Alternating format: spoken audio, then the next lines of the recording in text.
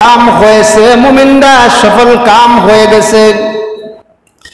অর্থাৎ ওই সমস্ত মুমিন সফল কাম যাদের মধ্যে 7টা গুণ থাকবে, যদি এই 7টা গুণ কোন মুমিনের মধ্যে থাকে না, 7টা গুণ থেকে কোন একটা গুণের কমতি থাকে, সে সফল কাম মুমিন না। এমনি মুমিন ঠিক আছে, নামে মুমিন ঠিক আছে, নামে মুসলমান ঠিক আছে, কিন্তু সফল কাম কামিয়াব মুমিন না। আল্লাহ প্রথম নাম্বার গুণ বলেন, আল্লাযীনা হুম ফী সালাতিহিম খাশিউন,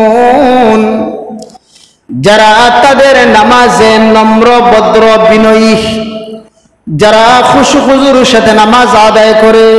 আল্লাহ রাব্বুল আলামিন বলেন, যারা নামাজের মধ্যে খুশু খুজু নিয়া নামাজ আদায় করে, বিনম্র হইয়া নম্র ভদ্র হইয়া নামাজ আদায় করে, আমি আল্লাহর ঘোষণা অনুযায়ী ওই মুমিনটা বড় সফল কাম মুমিন। যেরকম সুবহানাল্লাহ।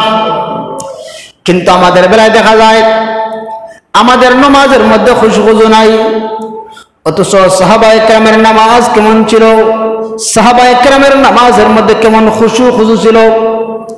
সাহাবায়ে কেরাম নামাজ পড়ছেন, মাথা থেকে নিয়ে পা পর্যন্ত একটা অঙ্গ নড়ছে না, লোহার মতো দাঁড়াইয়া নামাজ আদায় করতেন। সেই নামাজ হলো খুশু খুজুওয়ালা নামাজ। কিন্তু আমাদের অবস্থা হইল, আমরা যখন নামাজ পড়ি একটা মশায় খামড় দিলে ফাউ দিয়া লাগতেই। আল্লাহ রাসূল সাল্লাল্লাহু আলাইহি ওয়াসাল্লাম বলেছেন, তাফসীর ইবনে মাজহারের মধ্যে পাওয়া যায়,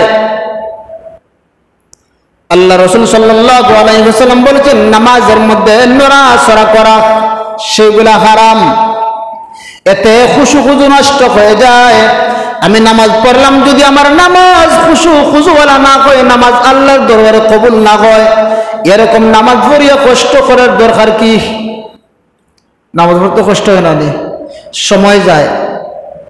এক ওয়াক্ত নামাজ আসলে অন্তত ঘন্টাখানিক সময় যায়। আমি যে কষ্ট করিয়া নামাজ পড়লাম, কিন্তু আমার নামাজটা কবুল হইল না, এই নামাজ পড়ার দরকার কিনা? এমন নামাজি আছে কিয়ামতের কঠিন ময়দানে আল্লাহ বলবেন, ও নামাজি, তোমার নামাজ আমি আল্লাহর দরবারে কবুল হয় না, এই নাও তোমার নামাজ, তুমি নিয়ে নাও, তোমার নামাজের আমার কোনো প্রয়োজন নাই, কারণ তোমার নামাজের মধ্যে খুশু খুজু ছিল না, বিনম্রতা ছিল না। যখন আমি নামাজে দাঁড়াই, আল্লাহর কুদরতি পায়ের মধ্যে সেজদা দেই, যখন আমি আলহামদু সূরা পড়া শুরু করে দেই, আল্লাহ আলহামদু সূরার জবাব দেয়।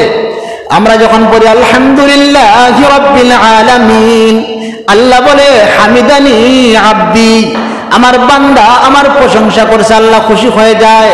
আমার বান্দা, আমি আল্লাহর ঘর মসজিদের মধ্যে আসিয়া আমার কুদরতি পায়ের মধ্যে সেজদা দিতেছে, আমার বান্দায় আমার প্রশংসা করছে, আমি আল্লাহ খুশি হইয়া গেলাম। আল্লাহ জবাব দেয় সূরা ফাতিহার সাথে সাথে, প্রত্যেকটা আয়াতের জবাব আল্লাহ নিজে দিয়া দেয়।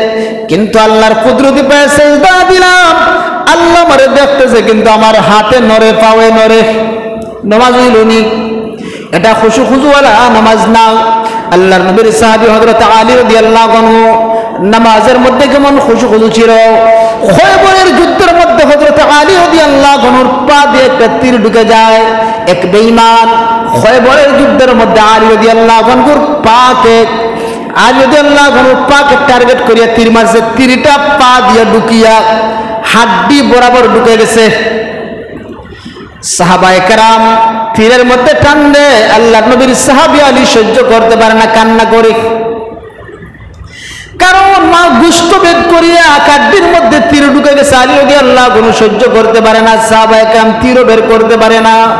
আল্লাহর নবীর কাছে যখন তারা আসলেন, আল্লাহর রাসূলের কাছে গিয়ে বললেন, ইয়া রাসূলুল্লাহ, আপনার সাহাবী আলীর পা দিয়া খয়বরের যুদ্ধে তীর ঢুকছে, কিন্তু আমরা টান দিয়ে তো আলী চিৎকার মেরে কান্না করে, ইয়া রাসূলুল্লাহ, ইয়া হাবিবাল্লাহ, এরকম তীর ভিতরে আলী কেমনে চলবে, তীরটা কেমনে বের করব? আল্লাহর রাসূল ডাক দেখো, ও আমার সাহাবীরা, তোমরা তো জানো না আমার সাহাবী আলীর তীর এরকম ভাবে বের করা সম্ভব না। যখন আলী নামাজের মধ্যে দাঁড়াইবে, তোমরা কয়েকজন সাহাবী মিলিয়া টান দিয়ে তীর বের করবে, আমার আলী সামান্য টেরই পাবে না। যেরকম সুবহানাল্লাহ। যখন আল্লাহর নবীর জামাতা আল্লাহর নবীর সাহাবী হযরত আলী নামাজের মধ্যে দাঁড়ায় যায়, যখন হযরত আলী নামাজের মধ্যে দাঁড়ায় যেতেন, আল্লাহর সাথে কথোপকথন করতেন, ঘন্টার পর ঘন্টা নামাজের মধ্যে চলে যেত, ঘন্টার পর ঘন্টা সিজদার মধ্যে চলে যেত, আল্লাহর সাথে কথা বলতেন। আলী নামাজের মধ্যে সাহাবায়ে কেরাম টান দিয়ে তীর বের করলেন, আলী রাদিয়াল্লাহু আনহু টেরই পেলেন না। যেরকম সুবহানাল্লাহ। কিন্তু আমরা মশা কামড় মারলে সারা মসজিদে লড়ে না লড়ে না, সারা মসজিদে আওয়াজ হয়, একটা মশায় কামড় দিলে কি নামাজ পড়লাম আমি। এই জন্য মুহতারাম হাজিরিন, আল্লাহ রাসূল বলেন তোমরা নামাজ পড়বা খুশু খুজুর সাথে। যখন নামাজে দাঁড়াইবা, মাথা থেকে নিয়া পায়ের পাতা পর্যন্ত একটা অঙ্গে যেন না নড়ে, অঙ্গগুলা স্টিলের মতো যেন দাঁড়াইয়া থাকে। একটা মশায় কামড় দিছে, মশার কামড় সহ্য করতে পারেন না, পা নাড়ান, লাসান লাত্তি মারেন।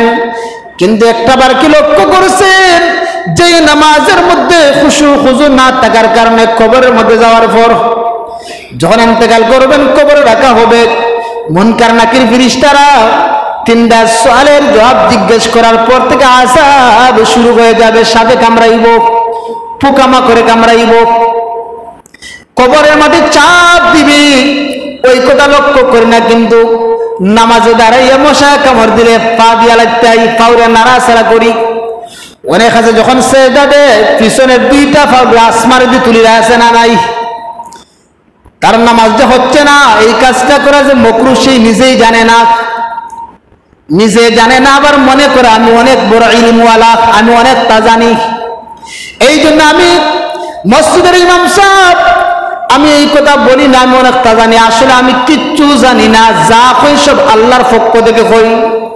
এই জন্য ফাওকা কুল্লি জি ইলমিন আলিমিন, প্রত্যেক জ্ঞানীর উপর জ্ঞানী আছে, প্রত্যেক জ্ঞানীর উপর জ্ঞানী আছে। এই জন্য আমরা সমাজের মধ্যে কিছু লোক দেখবেন মনে করে আমি অনেক বড় একজন জ্ঞানী, অথচ আল্লাহর কালাম বলেন তুমি অনেক বড় জ্ঞানী না, বরং এই পৃথিবীর জমিনে যেই ব্যক্তি তাকে জ্ঞানী দাবি করবে তার চেয়ে হাজারো মহাজ্ঞানী আমি আল্লাহ এই দরাদমের মধ্যে জমিনের মধ্যে রেখে দিয়েছি।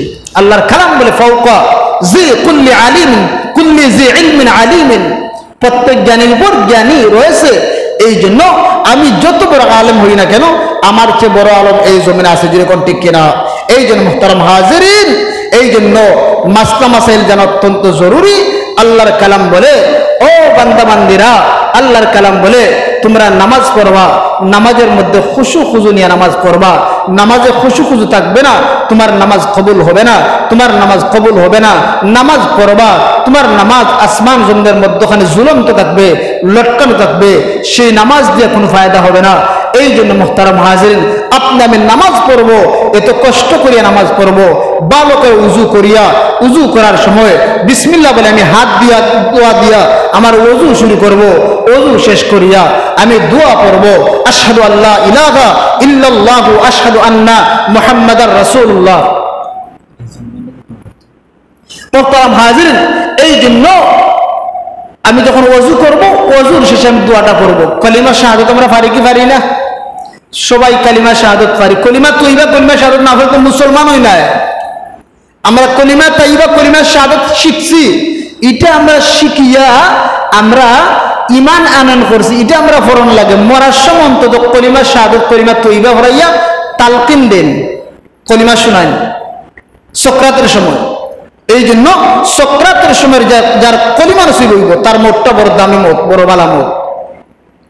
সক্রাতের সময় যদি কালিমা নসিব না হয়, সারা জীবন যদি কালিমা পড়েন, কোরআন তেলাওয়াত করেন, ইবাদত বন্দি করেন, কিন্তু সক্রাতের সময় যদি কলিমা নসিব না হয়, মনে করবেন আপনার বদনসিব। হয়তো আপনি এমন কোন খারাপ কাজ করছিলেন যে খারাপ কাজের আসরের কারণে আল্লাহ নারাজ হইয়া গেছেন, যার কারণে আপনার জবান দিয়া কলিমা নসিব হচ্ছে না। আমরা তো দৌলতে ঈমান চাই, মরার সময় কি চাই? দৌলতে ঈমান, ঈমান নামক দৌলত আমরা চাই মরার সময়। আমরা সারা জীবন যা করা করছি, কান্দি হাত তুলিয়া দোয়া করে আল্লাহ মরার সময় অন্তত কলিমা খান নসিব করিও, আল্লাহ মরার সময় দৌলতে ঈমান নামক দৌলত আমাদেরকে দান করিও, এই দোয়া করি।